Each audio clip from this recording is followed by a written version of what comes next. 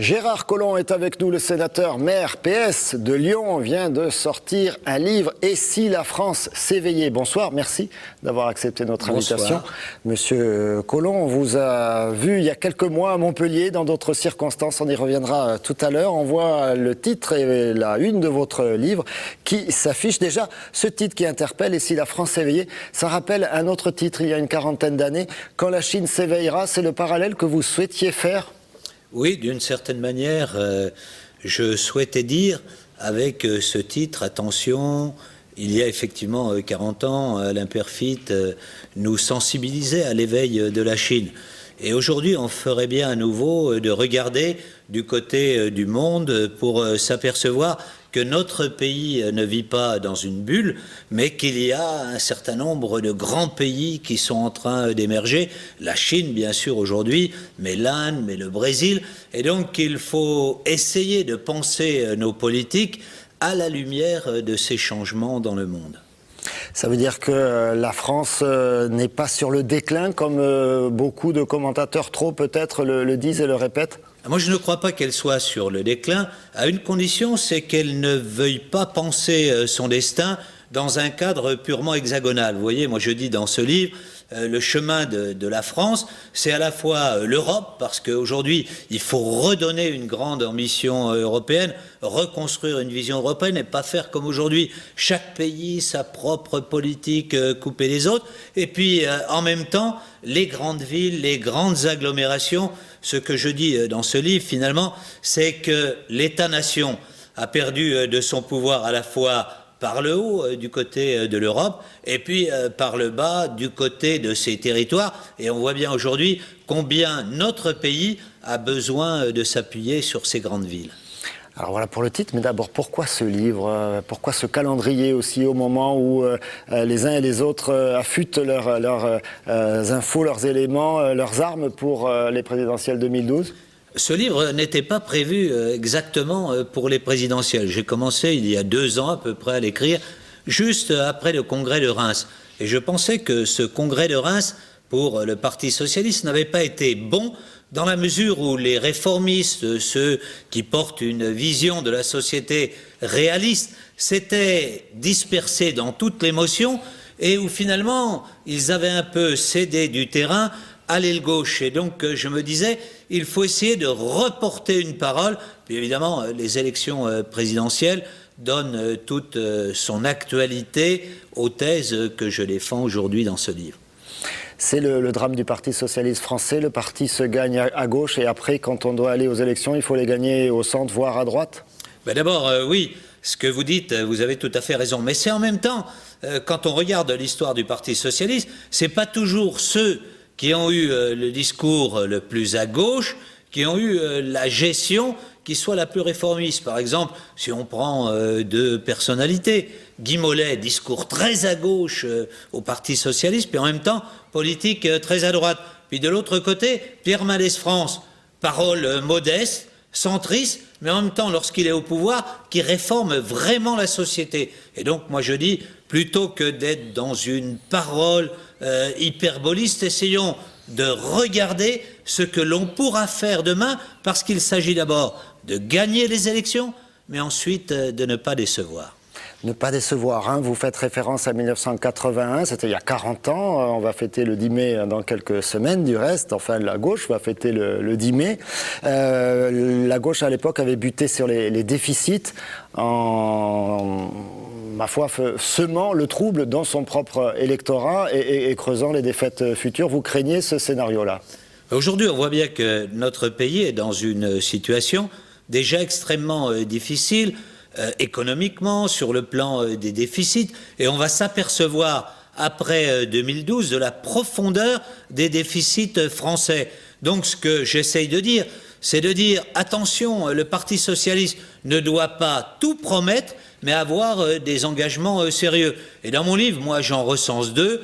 Un du point de vue économique, essayer de travailler sur l'innovation, la création, la recherche, et un du point de vue social, essayer de déghettoiser un peu nos grandes villes, nos territoires. Alors, on me signale que j'ai dit 40 ans pour 80. Je oui, c'était 30 ans. Bon, enfin, vous m'avez bien ça compris. Nous rajeunit pas. Vous êtes meilleurs en arithmétique les uns et les autres. Le pessimisme français aussi, c'est quelque chose qui vous désole. Est-ce que c'est pas d'une certaine façon un signe de maturité pour le peuple français, ce recul par rapport au discours politique, ne pas croire que demain on va raser gratis, c'est plutôt simple? Moi, je suis très d'accord avec ça.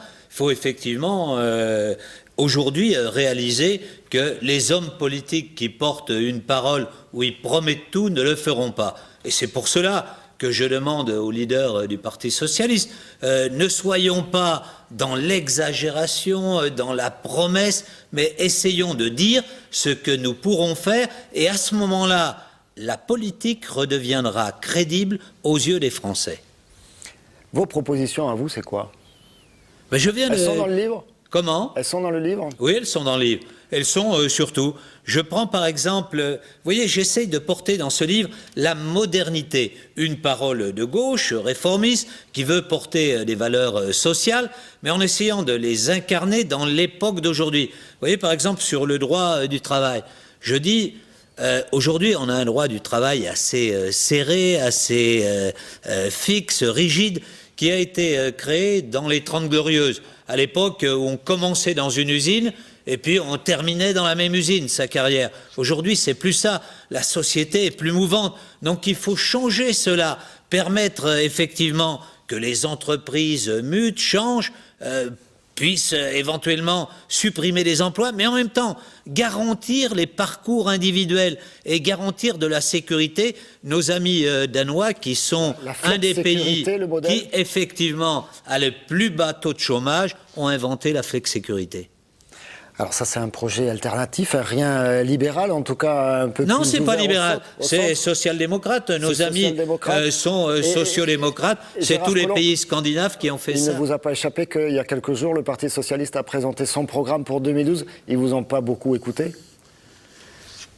Je dirais que lorsque l'on regarde les grandes orientations du projet du Parti socialiste, il est plutôt réformiste. Celui qui a écrit ce projet, Guillaume Bachelet, qui était une des plumes de Laurent Fabius, a fait une analyse de la société et du monde, à mon avis, très juste. Je ne suis pas sûr qu'on en tire toujours dans les propositions concrètes toutes les résultantes et que l'on aille jusqu'au bout de ces analyses. Je souhaiterais qu'on le fasse et à mon avis, le candidat qui va se présenter le fera certainement. Les emplois jeunes, vous y croyez encore ? Moi, j'aimerais mieux qu'on les flèche sur de l'emploi productif, parce que finalement, si c'est faire en sorte que dans les municipalités, dans un certain nombre de secteurs non productifs, on essaye de faire en sorte qu'il y ait des sas d'attente, moi j'aime mieux qu'on aille effectivement vers des emplois beaucoup plus productifs, c'est-à-dire que les jeunes trouvent véritablement un métier, pas soit placés dans des petits boulots en attendant qu'on leur fasse la place, non, qu'ils rentrent dans la société productive, qu'ils rentrent véritablement dans l'économie d'aujourd'hui. On a le sentiment, en vous écoutant parler, Gérard Collomb, en écoutant parler d'autres grands élus locaux, dont vous faites partie, que la gauche, grosso modo, arrive à faire ses preuves en étant très pragmatique sur le terrain local, mais qu'elle a du mal à convaincre au niveau national, qu'elle se force, elle s'oblige à faire des promesses, et derrière, les Français n'y croient pas. Est-ce qu'une fois de plus, votre livre n'est pas celui finalement d'un élu local qui réussit grosso modo, qui est réélu localement, mais qui a du mal à faire passer ses idées au niveau national? Vous avez raison, c'est peut-être le problème du PS, qu'il a des élus locaux qui sont extrêmement performants. Et par exemple, Montpellier est l'exemple même du dynamisme d'une ville qui n'existait pas il y a 30, 35 ans et qui tout d'un coup est devenue une des villes qui est en vue. Et donc, essayer de transmettre cette expérience du niveau local au niveau national, c'est l'ambition d'un certain nombre d'élus locaux. En tout cas, c'est mon ambition. Justement, on parlait de Montpellier. Georges Frêche, vous étiez venu, on l'a évoqué en tout début de cet entretien pour ses obsèques. Georges Frêche disparu 6 mois plus tard. Vous portez quel regard sur son parcours ? Je reste admiratif sur le parcours qu'il a eu pour la ville de Montpellier, parce que moi je me souviens, je regardais ça, vous voyez, un peu de l'extérieur. Moi, je ne suis pas de votre région. Et donc, je me souviens, quand on avait un regard, il y a une trentaine d'années, on pensait que la grande ville, c'était Nîmes, par exemple. Et puis tout d'un coup, on a vu Montpellier monter de manière extraordinaire. Tout ça parce qu'il y avait un homme avec une véritable vision. Je me souviens, j'étais venu le soutenir pour les élections régionales. Et il se trouve que ce jour-là, ce n'était pas le sujet qu'attendaient les journalistes, mais il parlait de son programme économique. Et son programme économique est un programme extraordinaire. Personne n'y faisait véritablement attention, mais c'était un programme ouvert sur le monde, portant l'innovation, la création, les grandes entreprises. Et le fait que, juste avant sa mort, il soit encore allé en Chine pour vendre sa région, montrait effectivement la vision qu'il avait de sa ville dans le monde. Les soubresauts actuels, vous avez des échos ? La fédération du Je PS, vois, je m'en attriste, si vous voulez. Je pense que le Parti socialiste devrait essayer de régler ses problèmes de manière interne et que les accusations contre les uns ou les autres, moi, je ne sais pas si elles sont justifiées, mais ce que je veux dire, c'est que ça tombe quand même un peu à pic et qu'à un moment donné, chaque fois que quelqu'un, on va dire, n'est plus dans la bonne ligne, d'une certaine manière, il est mis au rencard et on trouve qu'il avait fait un certain nombre de choses qui n'étaient pas bien. Je trouve cette coïncidence un peu bizarre et moi, grosso modo, je n'aime pas trop les procès politiques. Gérard Collomb, vous serez candidat aux primaires socialistes ? Je soutiens Dominique Strauss-Kahn parce que je pense qu'aujourd'hui, c'est celui qui justement a une vision du monde, de la France dans l'Europe, de l'Europe dans le monde, et donc qu'il peut nous sortir des difficultés actuelles. Mais vous comprenez bien que je porte une pensée assez particulière dans le PS. Et si, effectivement, Dominique Strauss-Kahn ne revenait pas, je serais candidat aux primaires pour porter cette parole devant les électeurs, qui ne seront plus simplement les militants socialistes, mais on va dire les sympathisants de gauche, les Français qui s'intéressent à la gauche, et qui peut-être portent une vision différente des membres de l'appareil. Vous serez candidat si Strauss-Kahn n'est pas... Absolument, mais je préfère qu'il revienne, et d'ailleurs je suis persuadé qu'il va revenir. C'est vrai, vous avez des infos ? Je n'ai pas d'infos, mais je vois bien aujourd'hui, vous voyez, je regardais... Vous avez eu Anne Sinclair au téléphone, peut-être ? Mais je regardais la couverture de l'Express. C'est pas tout à fait par hasard si, à mon avis, il y a ce type de couverture. Oui, je pense qu'il va revenir, qu'il a envie... Vous voyez, les Français se disent...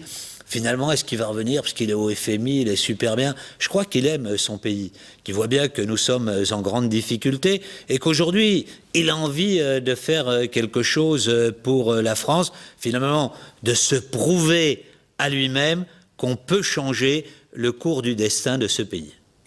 Gérard Collomb, et si la France s'éveillait? C'est une tribune libre, il faut donner l'éditeur, je crois, chez Plomb. Voilà, chez Plomb, Gérard Collomb, sénateur maire PS de Lyon, sur le plateau de TV Sud. Merci d'être venu jusqu'à nous.